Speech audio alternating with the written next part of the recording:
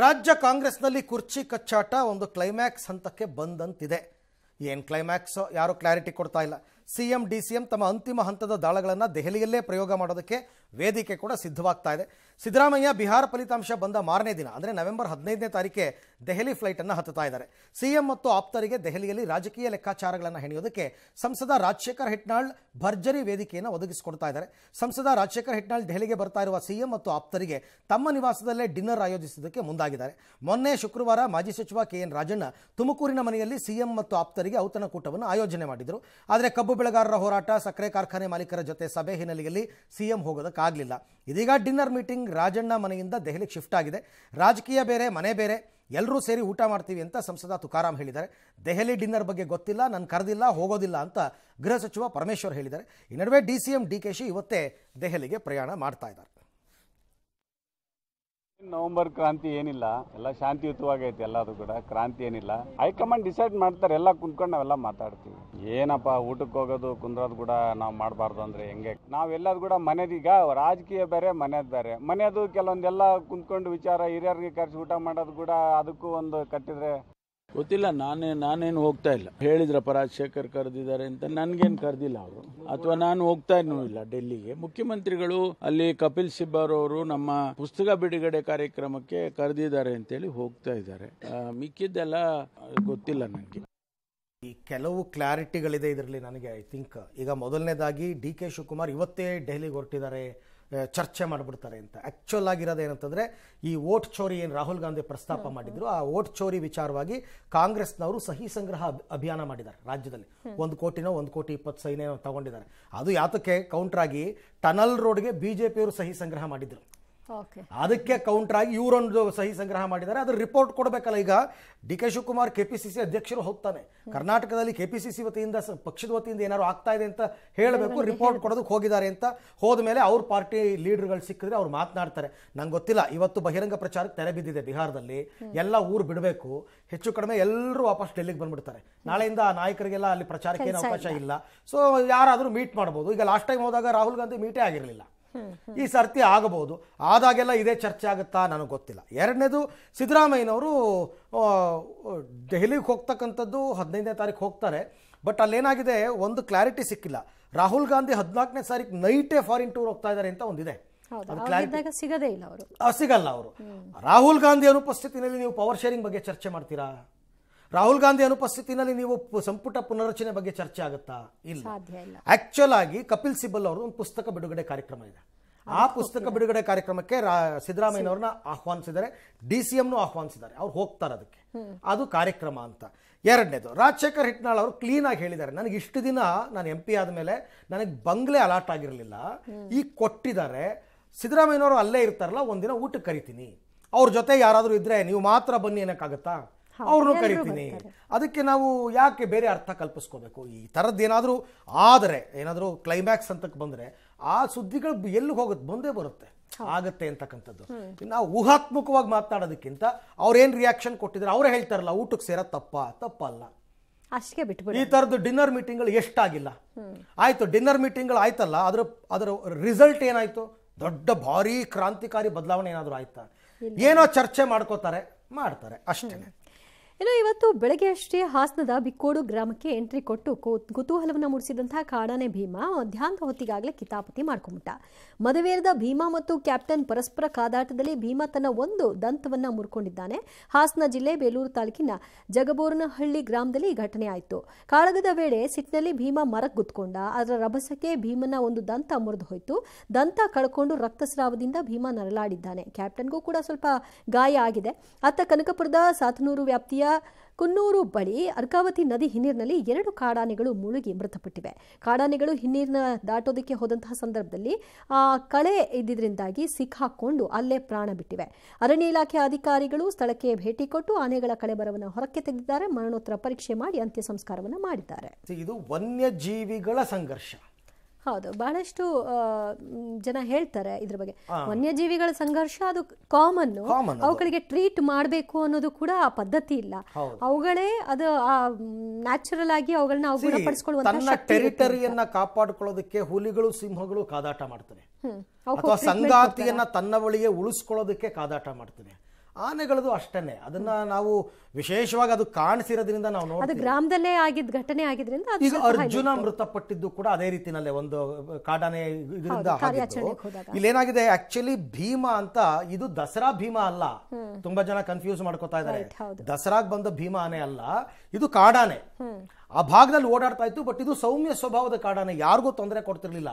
ಇದು ಗ್ರಾಮದ ಒಳಕ್ಕೆ ಬಂದ್ರು ಕೂಡ ಜನ ತಂಪಾಡಕ್ಕೆ ತಾವು ಕೆಲಸ ಮಾಡೋರಂತೆ, ಅದ್ರ ಪಾಡಿಗೆ ಮೇನ್ ರೋಡಲ್ಲಿ ಓಡಾಡೋದು ಮಾಡ್ತಾ ಇತ್ತು. ನಿನ್ನೆ ಕೂಡ ನಮ್ಗೆ ಅದೇ ಸುದ್ದಿ ಬಂತು, ಆರಾಮಾಗ ಬಿಕ್ಕೋಡು ಗ್ರಾಮದಲ್ಲಿ ಓಡಾಡ್ತಾ ಇತ್ತು ಅಂತ. ಜೋಳ ತಿನ್ಕೊಂಡು ಇನ್ನೊಂದು ಆನೆ ಕ್ಯಾಪ್ಟನ್ ಅನ್ನೋದು ಬಂದಾಗ ಕಾಡಿನ ಮೃಗಗಳು ಕಾದಾಡಿವೆ. ಬಟ್ ಅದಕ್ಕೂ ಅರಣ್ಯ ಇಲಾಖೆಯವರೇ ಕಾರಣ ಅಂತ ನಾವು ಹೆಂಗ್ ಹೇಳೋದಕ್ಕಾಗುತ್ತೆ?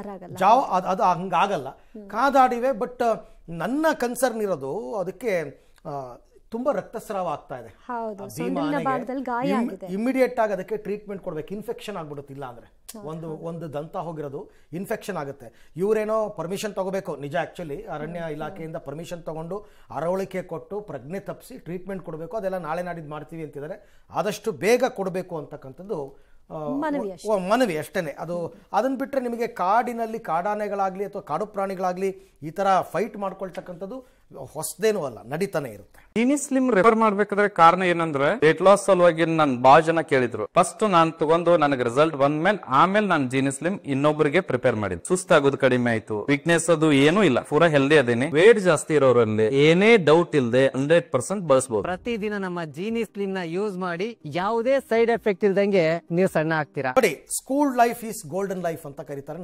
ನಮಗೂ ಹಾಗೆ ಅನ್ಸುತ್ತೆ, ನಮ್ಮ ಸ್ಕೂಲ್ ಡೇಸ್ ತುಂಬಾ ಚೆನ್ನಾಗಿತ್ತಪ್ಪ ಅಂತನ್ಬಿಟ್ಟು. ಆದ್ರೆ ಮೈಸೂರಿನ ಖಾಸಗಿ ಶಾಲೆಯೊಂದರಲ್ಲಿ ಅಪ್ರಾಪ್ತರ ರ್ಯಾಗಿಂಗ್ಗೆ 13 ವರ್ಷದ ಬಾಲಕ ನರಳಾಡುವ ಪರಿಸ್ಥಿತಿ ಬಂದಿದೆ. ಮೈಸೂರಿನ ಜಯಲಕ್ಷ್ಮೀಪುರಂನ ಪ್ರತಿಷ್ಠಿತ ಶಾಲೆಯೊಂದರಲ್ಲಿ 8ನೇ ತರಗತಿ ಬಾಲಕನ ಮೇಲೆ 3 ಅಪ್ರಾಪ್ತರು ಹಲ್ಲೆ ನಡೆಸಿ ಮರ್ಮಾಂಗಕ್ಕೆ ಒದ್ದಿದ್ದಾರೆ. ಬಾಲಕನ ವೃಷಣಕ್ಕೆ ಗಂಭೀರ ಗಾಯವಾಗಿದ್ದು ಆ ಬಾಲಕ ಈಗ ಹಾಸಿಗೆ ಹಿಡಿದಿದ್ದಾನೆ.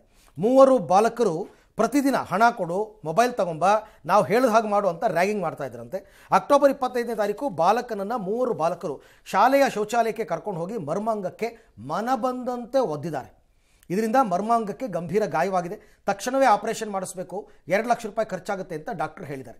ಹಲ್ಲೆ ಮಾಡಿದ 3 ಬಾಲಕರ ವಿರುದ್ಧ ಬಾಲನ್ಯಾಯ ಕಾಯ್ದೆ ಅಡಿಯಲ್ಲಿ ದೂರು ದಾಖಲಿಸಬೇಕಿದ್ದು ದೂರು ಸ್ವೀಕರಿಸೋದಕ್ಕೆ ಪೊಲೀಸರು ಹಿಂದೇಟು ಹಾಕಿದ್ದಾರೆ. ಕ್ರಮ ಆಗಲೇಬೇಕು ಅಂತ ಬಾಲಕ ಹಾಗೂ ಆತನ ಸಂಬಂಧಿಕರು ಆಗ್ರಹಿಸಿದ್ದಾರೆ. ಇದು ಶನಿವಾರ ನನ್ನ ಹಿಂದೆ ಬಂದ್ರು 3 ಜನ, ಹಾಕೊಡ್ತಿ ಅಂತ ಹೊಡೆದ್ರು ವಾಶ್ರೂಮ್ ಅಲ್ಲಿ. ಟೀಚರ್ಸ್ಗೆ ಅಮ್ಮ ಕಂಪ್ಲೇಂಟ್ ಮಾಡಿದ್ರು, ಅವರು ಏನು ಮಾತಾಡ್ತಿಲ್ಲ. ದುಡ್ಡು 3,000 ಇಸ್ಕೊಂಡ್ರು, ಮೊಬೈಲ್ ಇಸ್ಕೊಂಡ್ರು.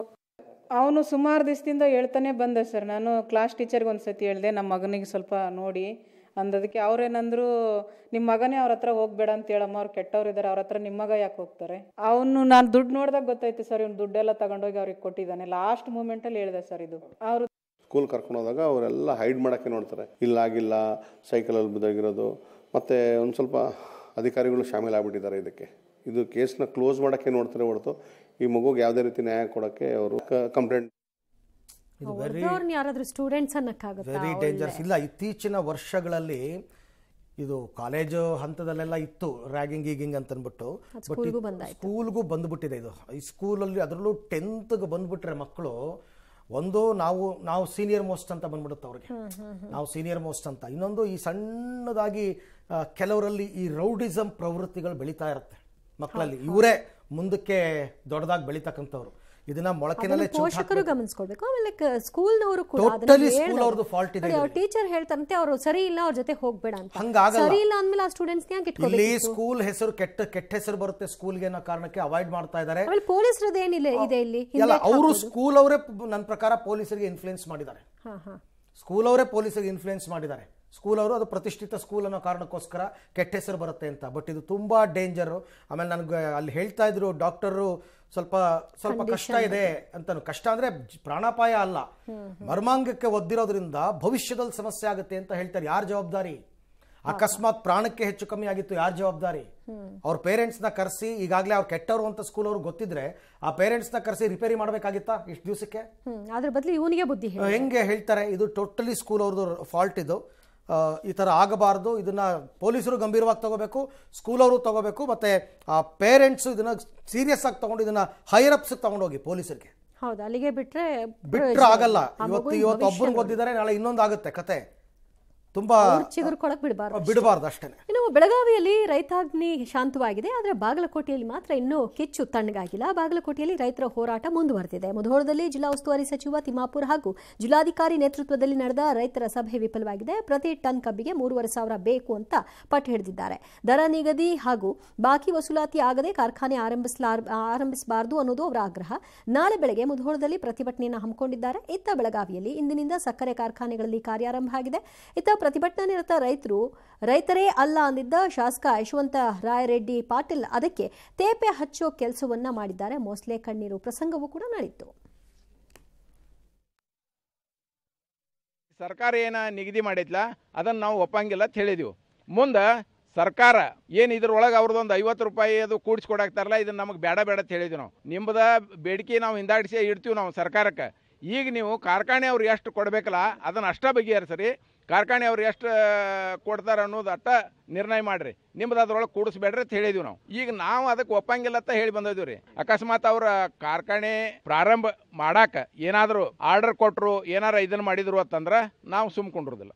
ಫ್ಯಾಕ್ಟರ್ ಒಪ್ಪಿದ್ದಾರೆ, ರೈತರು ಒಪ್ಪಲಿಲ್ಲ ಹಾಗೆ ಅಂತಕ್ಕಂಥದ್ದು. ಮುಖ್ಯಮಂತ್ರಿಗಳು ಈಗಾಗಲೇ ರಾಜ್ಯಾದ್ಯಂತ ಒಂದು ಮೆಸೇಜ್ ಕೊಟ್ಟಿದ್ದಾರೆ. ನಾವು ರೈತರ ಗಮನವನ್ನಿಟ್ಟುಕೊಂಡು ಸರ್ಕಾರದಿಂದ 50 ರೂಪಾಯಿ ಕೊಡ್ತಕ್ಕಂಥ ಕೆಲಸ ನಾವು ಮಾಡ್ತೇವೆ. ರೈತರ ಹಿತ ಕಾಪಾಡಲಿಕ್ಕೆ ನಾವು ತಯಾರಿದ್ದೀವಿ.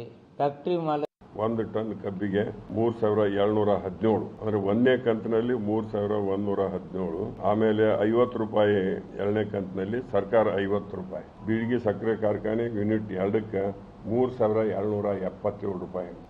ಎಲ್ಲ ಒಂದು ರಿಕವರಿ ಬೇಸ್ ಮೇಲೆ ಲಗಾನಿ ಎಷ್ಟರವರೆಗೆ 1 ಟನ್ನಿಗೆ ಕೊಡ್ಬೇಕಾಗತ್ತೆ ಅನ್ನೋದು ಆ ಭಗವಂತಗೆ ಗೊತ್ತು. ಅದ್ರ ಬಗ್ಗೆ ನಾವು ಶಾರ್ಟ್ಲಿ ನಾನು ತೀರ್ಮಾನವನ್ನು ತಗೋತೀನಿ. ಈ ಸಂದರ್ಭದಾಗ ಬೇಡ, but I have decided it. ಸಾರ್ವಜನಿಕ ಬದುಕನಾಗ ನಮ್ಮಂತವ್ರು ಬಹಳ ದಿವಸ ಉಳಿಯಂಗಿಲ್ಲ. ನಿವೃತ್ತಿ ಜೀವನ ಕಡೆ ನಾವೆಲ್ಲ ಹೋಗ್ತಾ ಇದ್ದೀವಿ.